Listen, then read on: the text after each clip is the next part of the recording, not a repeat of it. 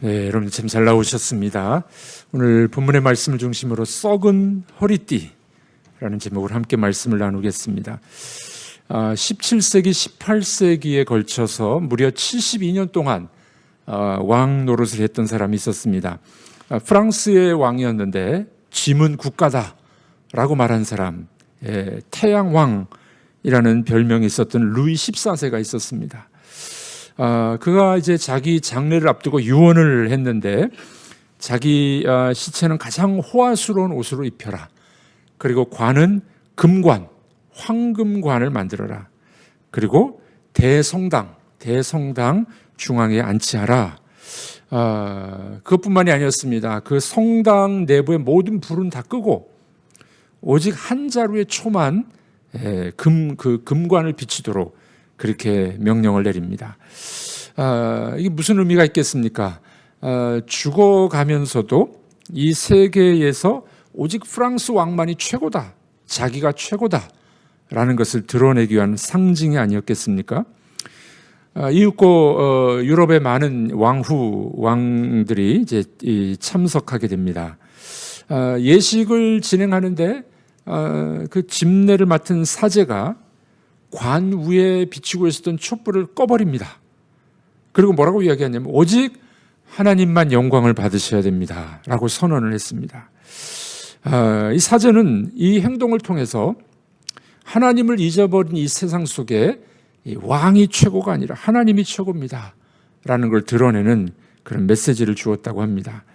여러분, 하나님만이 영광에 빛나는 위대한 왕이심을 우리는 믿습니다. 이 하나님에게 복종하지 않는 세계는 흑암의 세계가 아니겠습니까? 우리가 살다 보면 이 영광을 잃어버릴 때가 간혹 있습니다. 하나님의 백성들이 하나님의 영광을 잃어버릴 때가 언제일까요? 무엇이 문제이기 때문에 그렇게 되겠습니까? 우리가 지금 이 에레미야를 통해서 살펴보고 있는 것은 하나님의 계획이 다 있었어요. 어제 본문 우리가 보지 않았습니까? 하나님에게는 계획이 다 있었어요. 그래서 세상의 어떤 나라보다도 더 존귀하게 만들어 놓으실 계획이 있었습니다. 그런데 그만 하나님의 계획을 저버리고 또 하나님의 영광을 저버리는 그런 백성들의 모습을 우리는 볼 수가 있습니다. 우리 교회도 마찬가지 아니겠습니까? 진정한 이스라엘은 이제 우리 교회가 진정한 이스라엘이에요. 저기 팔레스타인 땅에 있는 그 이스라엘이 진정한 이스라엘이 아니라 이제 교회가 진정한 이스라엘입니다. 물론 그 땅에도 이제 택한 백성들이 있겠지만 진정한 이 이스라엘이 된 하나님의 교회, 이 교회도 그 영광을 잃어버릴 때가 있습니다. 하나님의 영광을 잃어버릴 때가 있다는 것을 우리에게 보여줍니다. 자, 그 영광이 어떤 걸까요? 하나님이 우리에게 주신 영광이 무엇일까요? 11절에 나옵니다. 우리 한번 읽어보도록 하겠습니다. 여호와의 말씀이니라. 띠가 사람의 허리에 속함같이 내가 이스라엘 온 집과 유다 온 집으로 내게 속하게 하여 그들로 내 백성이 되게 하며 내 이름과 명예와 영광이 되게 하려 하였으나 그들이 듣지 아니하였느니라. 네. 자, 하나님께서 이 예레미야에게 띠, 삼배띠입니다. 삼배띠를 가져다가 허리에 매라. 이 허리띠, 삼배띠는 이제 보통 제사장들이 매는 그런 띠입니다. 네, 제사장에게 속한 띠는 영화로운 것이죠. 허리띠의 역할은 이제 부끄러움을 가리기 위함이기도 하고 또 제사장의 허리띠는 거룩함을 상징하는 그런 띠가 됩니다. 특별히 신약 성경에서는 이 허리띠를 뭐라고 이야기합니까? 진리의 허리띠 이렇게 이야기하지 않습니까? 예레미야는 허리띠를 띠고 걸어 다닙니다. 백성들에게 보이기 위함이에요. 이 선지자들의 이 계시의 말씀, 예언의 말씀뿐만 아니라 선지자들은 상징적인 행위, 이 옷을 입는다든지 어떤 행동을 한다든지 이 상징적으로 메시지를 주는 그런 것들이 종종 있었습니다. 예레미야는 허리띠를 띠고 걸어 다니므로 백성들에게 특별한 의미를 지금 부여하는 거예요. 왜 허리띠를 띄었지? 뭔가 주는 메시지가 있구나 하는 것을 알려주는 겁니다. 자, 허리띠를 띠고서 뭐라고 이야기합니까? 11절에 보니까 유다 백성들이 얼마나 소중한 존재들인지, 네, 예레미야를 우리가 보면서 앞에 계속 나오는 말씀이 뭡니까? 이 유다 백성들 향하여서 내 아름다운 고운 딸, 내 백성, 내 소유, 내 사랑하는 자, 얼마나 많이 나오는지 모르겠습니다. 예. 그래서 이 몇 주 전에 제가 설교하면서 그런 이야기 했어요. 내 고운 딸, 내 아름다운 딸, 눈에 넣어도 안 아플 딸이 나를 배반했다.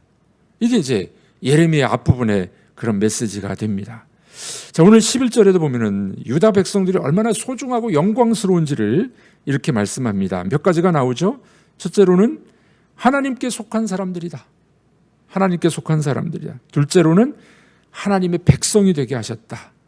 세 번째는 하나님의 이름과 명예와 영광이 되게 하려 했다. 자, 이게 하나님의 계획이었어요. 하나님의 소유와 백성이요, 하나님의 영광과 이름과 명예가 있는 족속이요, 얼마나 명예롭고 영광스러운 일이 되겠습니까? 여러분, 하나님의 계획은 지금도 동일합니다. 우리들은 하나님의 소유가 된 줄로 믿습니다. 하나님의 백성인 줄로 믿습니다. 하나님의 이름과 명예가 우리 속에 있는 줄로 믿습니다. 하나님은 우리를 이렇게 존귀하게 영광스럽게 만들어주신 겁니다. 자, 이런 하나님의 그 계획을 우리가 정말 알고 살아가느냐, 얼마나 중요한 것이겠습니까? 여러분들 연세 들어가면서 이제 그런 말씀 종종 하더라고요. 아이고, 내가 이 주름살도 많고, 흰머리가 돼버렸고, 얼굴도 쭈글쭈글하고. 여러분들 바꿔서 생각하시기 바랍니다. 흰머리는 영광이에요, 영광. 믿음으로 살아왔던, 또 자녀들을 키워왔던 영광입니다, 영광. 주름살 속에는 여러분들의 그 경험이 다 들어있는 겁니다. 내가 나이 먹었다, 내가 돈이 없다, 명예가 없다, 그런 말은 하지 마십시오. 하나님은 여러분들 향하여서 내 소유야, 내 영광이야, 내 이름과 명예를 너에게 두었어, 이렇게 말씀하고 있는 거죠. 제가 예전에 어느 식당에 갔더니 이쪽 옆에 있는 오산에 있는 어떤 식당에 갔는데 사법고시 축하연이 펼쳐지고 있었습니다. 오산면 어느 마을에 아무개 씨의 아들이 사법고시 합격해서 플랜카드를 걸어놨어요. 식당에서 잔치를 벌였습니다. 동네 사람들 다 초대했습니다. 여러분들, 그 사법고시 합격한 아들의 아버지, 어머니 얼마나 영광스럽겠습니까? 자기 아들이 이제 검사, 변호사가 될 텐데 얼마나 자랑스럽겠습니까? 아들은 아버지의 영광입니다. 하나님께서는 이 아버지하고 좀 달라요. 이 아버지는 뭡니까? 사법고시 합격하고 대기업에 들어가고 그래야 자랑거리가 되는데, 우리 아버지 하나님은 그런 분이 아니라는 거예요. 우리가 뭐 큰 일을 못해도 내가 하나님의 자녀로 하나님의 말씀에 순종하고 믿음으로 살아가는 우리 자체를 기뻐하십니다. 네. 여러분, 큰일 못했다고 걱정할 필요 없어요. 네. 사법고시 합격 못했다고, 무슨 장관이 못했다고, 걱정하지 마십시오. 하나님은 우리 자신을 그냥 한 사람의 자녀로 귀하게 여기시게 될 줄로 믿습니다. 저는 33살에 결혼을 했고 34살에 아들을 낳았습니다. 미국에서 아들을 낳았는데 얼마나 자랑스럽든지 만나는 사람들에게 사진을 다 보여주었어요. 한국 사람이든지 미국 사람이든지 누구를 만나든지 사진을 꺼내면서 자랑스럽게 이야기를 했습니다. 여러분, 우리 자녀들은 뭘 우리에게 해주지 않는다 할지라도 부모의 자랑이에요. 기쁨이 되는 겁니다. 그런데 유다는 이 일에 실패해 버렸습니다. 어떻게 실패했습니까? 10절 말씀 우리 읽어보겠습니다. 이 약한 백성이 내 말 듣기를 거절하고 그 마음에 완악한 대로 행하며 다른 신들을 따라 그를 섬기며 그에게 절하니 그들이 이 띠가 쓸 수 없음 같이 되리라. 네, 하나님의 영광, 하나님의 기대와는 달리 이들의 잘못이 뭡니까? 세 가지 나오죠. 하나님 말씀 듣기를 거절했다. 말씀 듣기를 거절합니다. 두 번째는 마음이 완악해졌대요. 마음이. 셋째는 다른 신을 따라 섬겼습니다. 이 문제입니다. 문제. 그러니 하나님 마음이 얼마나 아프셨겠습니까? 예레미야가 눈물의 선지자이듯이 하나님도 울고 계세요. 예레미야서에 보면은 하나님도 울고 계세요. 이유가 뭐라고요? 말씀 듣기를 거부하고 마음이 완악해져 버렸고 다른 신을 쫓아 살아가는 것, 이게 문제였던 것이었습니다. 자, 그래서 하나님께서는 예레미야에게 명령합니다. 그 허리에 띄었던 배띠를 띄고 다니다가 어디로 가라고 말합니까? 4절 말씀에 보면 유브라데로 가라. 유브라데 가서 바위 틈에 감추라라고 명령하십니다.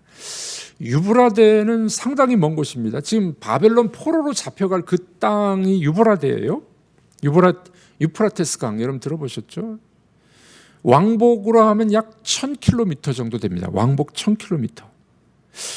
와, 거기까지 언제 걸어갔다 오나요? 네.